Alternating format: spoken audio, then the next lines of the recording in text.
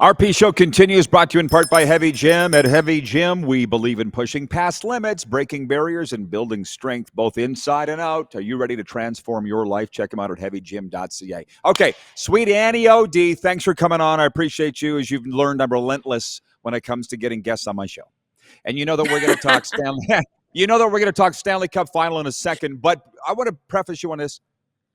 Would you be comfortable talking about Caitlin Clark at all? Knowing you, you would have some thoughts on what she's going through in the WNBA. Can I be honest? I am not a basketball person whatsoever. But then if fine. It's more like culturally, I'm sorry. I can, but as far as basketball goes. No. Well, she's just, listen, wise, she's getting the crap kicked out of her on a nightly basis. And I just wonder what your thoughts on that are. But if you don't have any, that's fine. That's why I asked first. I didn't want to catch you. Because I'm going to go down. I'm going to go down the Ohtani, Dodgers, Angels road because I know you do baseball. I follow your stuff. But let's start with hockey. That is your wheelhouse. How would you characterize this Stanley Cup final? Maybe on a scale of 1 to 10 from the ones that you've seen. Where would you put it? Oof. It's funny, when the series started, I thought it was going to be one of the best Cup finals we've seen in at least a decade, especially after, overtime thrillers back to back. Near the end, though, it was a little bit of a, blowout games to close it out. So I'll put it at a 6 or 7. It's still. I know.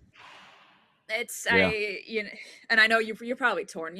You're Canadian, but you have roots in Florida too. Like, how do you choose who to root for in these? I mean, I know you obviously have a Panthers podcast, but how do you choose who to root for in this situation? You say I'd have been happy for both. That's what it was, and I mean it. But because I wasn't cheering for both, I accurately nailed Panthers in 6 because I didn't have a rooting interest, and I'm feeling pretty good. Yeah, because Serena says to me, "Oh, you don't cheer for anybody. How do you not do that?" I'm like, "Well, I just don't," and I'm actually happy that I don't. But you're right. Sorry, no biases. You don't have any biases, any favoritism clouding you obviously have your soft spots for players, but you have a clear vision of the matchup in front of you. As I sit here wearing a Flames jacket, which reminds me, like Kachuk saying after the game last night, we're a dynasty. I don't know if you saw that interview. I think it might have been on Canadian television that he said that. We're a dynasty now. And I'm like, no, you're not. Although, yeah, okay. Can you address that? Going back to back is not a dynasty. For me, I hold the word dynasty. I just think we can't just throw that word around especially after a back-to-back, but we can't throw it around like it means nothing. I didn't like it when the Blackhawks used it when they won 3 cups in what was that 5, 6 seasons. To me, listen, if of anything of recent, I would say, okay, you can maybe make an argument for the Blackhawks just because they had just that era of dominance. But to me, I'm going to say at least 3 cups I'll say 4, 3 to 4 cups in like a very short amount of time, or even back to back to back. Like, I just feel like the word dynasty needs to be reserved for the organizations and the eras of these teams that are just pure dominance. And that's why, like, you look at the Penguins with Sid, Malkin, Letang. I wouldn't call them a dynasty. Yeah, the core accomplished 3 Stanley Cups with that core is pretty remarkable. But they went from 2009 and then didn't even make the Eastern Conference. Just disappointing playoff runs up until they went back to back in 2016, 2017. That's not a dynasty to me, because if that's the case, you can make an argument for a lot of teams that they're dynasties. So could the Panthers be a dynasty? Absolutely. If they keep running it back, they still have this era of dominance for sure. I mean, if Sam Bennett, which I have no doubt Sam Bennett's re-signing in Florida. I don't know if you were ever going to ask that, but everyone talking about, oh, where's Bennett going to sign in free agency? First time a Conn Smythe winner is hitting the free agent market. He's staying in Florida. So if they run it back, they absolutely could be a dynasty. See it happening, but just after going back to back, too early. Well, I saw somewhere there are certain accounts that I can trust for info, and they said that Sam Bennett has apparently said somewhere, maybe it was privately, but it was reported that he had said he didn't want to leave Florida. I don't think he wants to leave Florida. I know he loves it there. They love him. Well, that's the greatest place in the world. But the other thing is, we all have our insiders that we follow. Like I say, I believe yours is not Frank Saravelli. What's the history with you and the baby-faced assassin? Because I've seen you take some runs at Frank. I had to eat my words when he reported the Chris Kreider trade correctly. But my only issue with him, and I don't know him personally. I'm sure off the hockey airwaves, he's probably a great guy, but I just believe his reporting, especially regards to the Anaheim Ducks, it's not accurate. There's no sources around with the John Gibson whole nonsense with the I will never play another game for the Anaheim Ducks, and then constantly beating the drum that Trevor Zegras is on the trading block when, 2025, 3 years later, he's still in Orange County. And then obviously, and then leaking the expansion draft for the Seattle Kraken back in, what was that, 2021, when that expansion draft was happening, which that's crazy to me that was 4 years ago now. Yeah. But I don't know.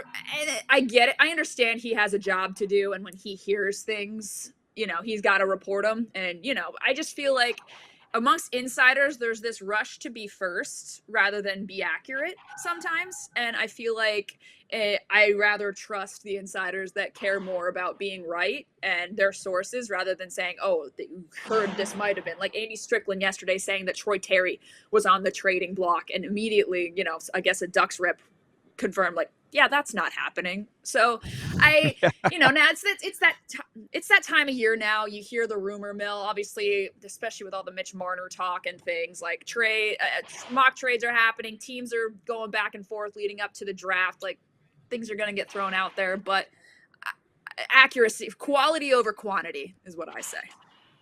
Good for you for saying that. By the way, Kevin writes in and he says, I can't see Bennett leaving Florida unless they lowball him big time.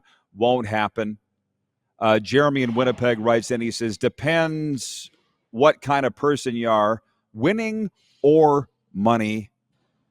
Rich in Edmonton, dude, you're leaving the show because of what people are saying in the chat section, and you're putting that on me. Let's check ourselves. You're upset the Oilers lost, bro. Don't get it twisted here. Don't point at me. But, it's time. I'll say this on the Bennett thing and all of this. Frank's not in Anaheim. You're in the area. I'm in South Florida. When they handed out the Stanley Cup rings in September, the Panthers, Vincent Viola, the owner, handed Sam Bennett and said, you are the soul of the franchise. The moment I heard that, Annie, I'm like, he's not going anywhere. Probably ever. But you wouldn't know that unless you were right in the market, right? That's how you know the things with the Ducks that Frank couldn't possibly sitting in Pennsylvania. That's a tough job. Yeah, totally. Yeah, good. Okay, so to the Anaheim Rangers pipeline, what's going on with the trades there? I was saying, it's like Tampa Bay from 10 years ago? They were sending all the Rangers to South there, which, if I'm not mistaken, I'm pretty sure Pat Verbeek maybe he had started working in that front office. I'm not sure the timing exactly there, but I know he was working there under Steve UI. So I was like, I wonder if maybe that's something we carry over from there.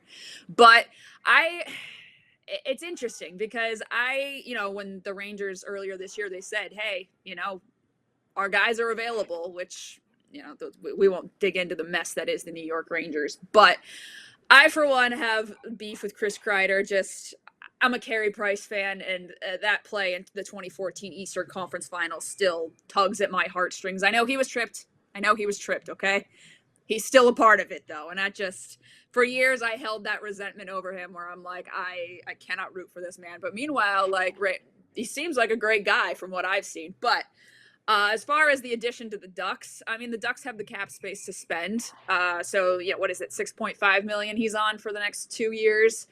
Won't be, especially with the cap rising the way it is. I'm not too concerned about that. But with the Ducks' absolutely abysmal power play, anything to improve it, honestly. And that net front presence, obviously, and the fact that insane stat on power play goals that he has, I'm fine with it. The fact that also he knows, obviously being a former Ranger, Jacob Trouba, Ryan Strome, Frank Vetrano. So he's got friendly faces there. Sure, there's also an appeal to play for Joe Quenneville in Anaheim, even though now that they got Mike Sullivan in New York, that's not exactly, not exactly chopped liver there. But And it's also he and Trevor Zegras also have a great relationship. I guess they trained together in the offseason, and Zegras was saying that he's known Chris Kreider since he was 12 years old, which to me is crazy to think that you have a 12-year-old kid training with what Chris Oh Kreider would yeah. have been. What, maybe still at BC when that was happening, or just barely into his NHL career. But I kind of think about all the training camps I see, even in Southern California here for hockey. And yeah, you have NHL players coming home and training with kids that are playing AAA travel still. They just like their coaches. They like their trainers that they come train with in the summer. So, I mean, at this point, low risk, that didn't give too much up in the trade either. So we'll see how it plans out. Tell me, please, and correct me if I'm going down the wrong path, but did the NHL on TNT send you a gift package or something like that prior to They the did. playoffs? I did. I got like a swag box of like there was like mini sticks in there, which I haven't played mini sticks in years. A couple Cool. pint glasses, a t-shirt, and a fleece blanket. That's right. And it said Yoffs all Well, I'll tell over you it. what's I guess cool about that's that. Yeah. Sorry, Corey. She was speaking. Go ahead, Annie. oh, it's okay. Funny, there was Yoffs all over it, and I for one have never called the Stanley Cup playoffs the Yoffs. I don't know if you have, but And that's a new won't. term to me. Yeah, And won't. you're like, oh, we're not doing that.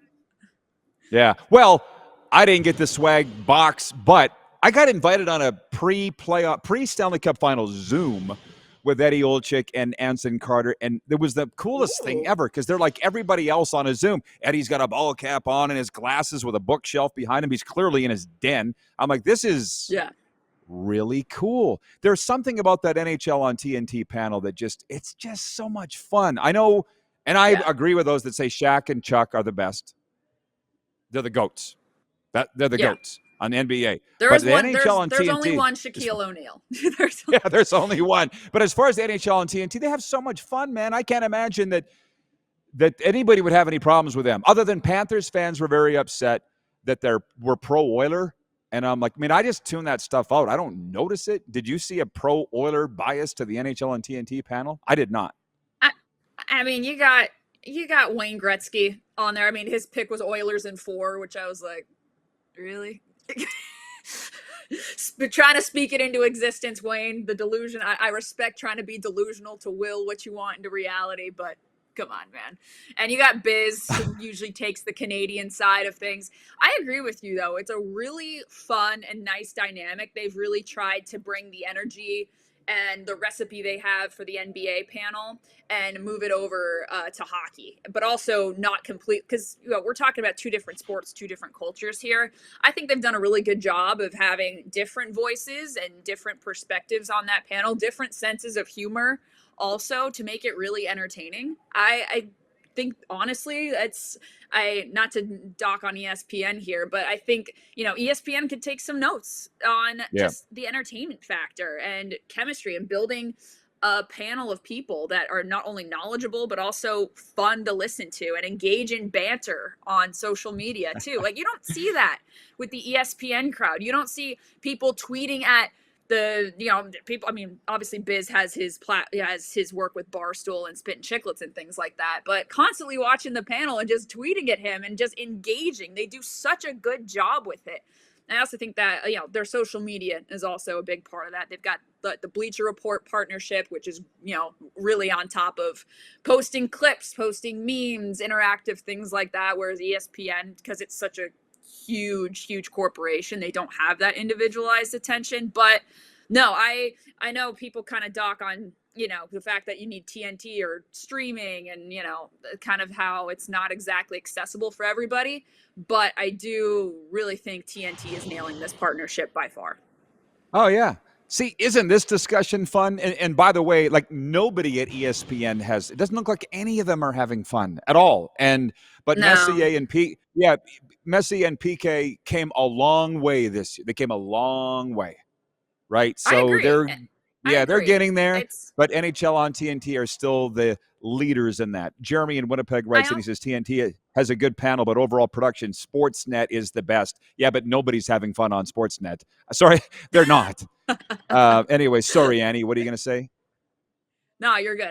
It also kind of brings into, you constantly talk about, because you see it in, I think, every sport. You kind of say, all right, just because someone's retired, not just because you used to play the game doesn't mean that you can broadcast it and cover it.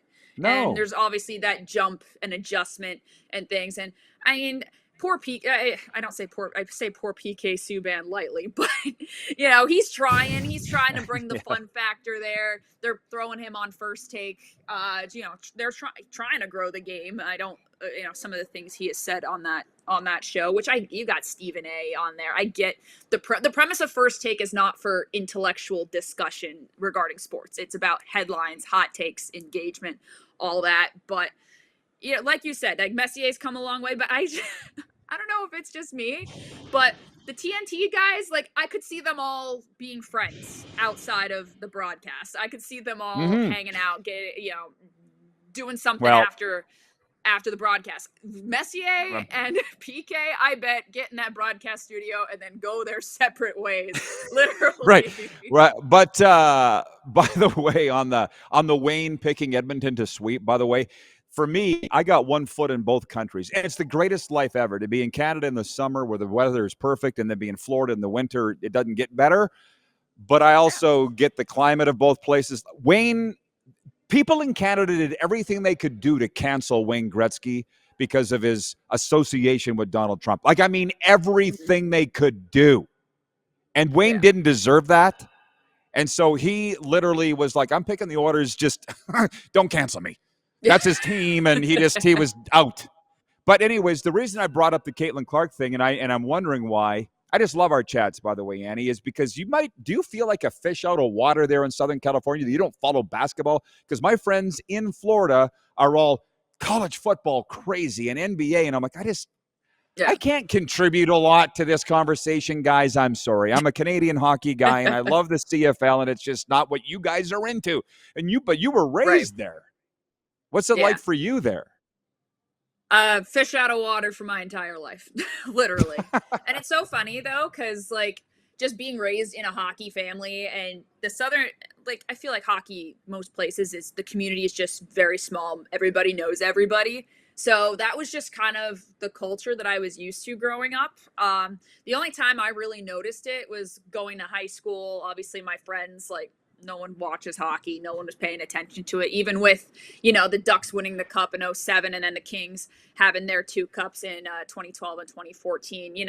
It kind of sparked a bit, but amongst people my age, like not really. You kind of saw it more in the grassroots and the young kids kind of getting in and starting hockey, which is, for me personally, that's one of my passions, is just kind of seeing the game grow, especially in the non-traditional markets. And that's why you're scrolling through social media and you're seeing, it's so fun to me to see kids in South Florida wearing Panthers jerseys, having the little rinks set up in their living room, and they want to be Sasha Barkov. They want to be Matthew Tkachuk. They want to be Sam Reinhart. It's cool to see, kind of the game grow in environments where some people believe it doesn't belong.